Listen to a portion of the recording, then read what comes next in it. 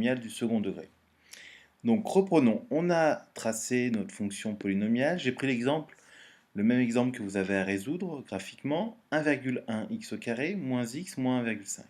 Alors je rappelle qu'ici c'est l'axe des x, ou axe des abscisses dans notre cas, et là c'est où se lie f de x, l'axe des ordonnées. Donc, pour trouver l'image d'un point, donc d'un réel, par exemple 2, on va déjà partir d'un point qui se trouve sur l'axe des abscisses. Donc je vais créer un point sur objet, car il est sur l'axe des abscisses. Donc j'ai créé le point, par exemple, A. Il a de coordonnées 3,0. Donc ce point maintenant, je peux le déplacer sur l'axe des abscisses. Alors, ensuite, il va falloir tracer une parallèle, il va falloir construire un rectangle.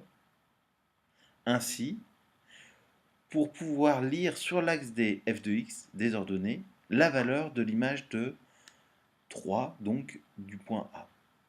Alors, on trace une parallèle. Parallèle, c'est le menu 4.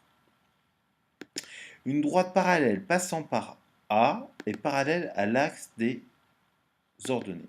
Donc on clique sur A et on clique sur la droite, l'axe des ordonnées. On a notre parallèle. Je vais lui donner une couleur. On clique droit sur la souris en appuyant sur CTRL. Et couleur bleue.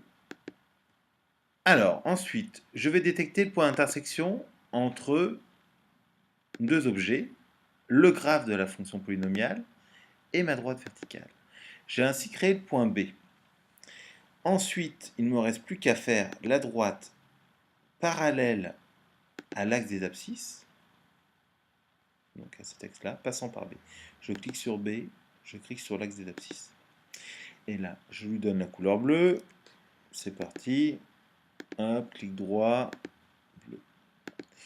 Et là, je fais le point d'intersection entre l'axe des ordonnées et cette droite. Là, j'obtiens le point C. Et donc, ce point C va me permettre, en fait, de déterminer, en lisant sur cette droite-là, ou selon la position qu'il occupe, l'image de 3. Donc ici, 3 a pour image 5,5, 5,49, l'ordonnée de C.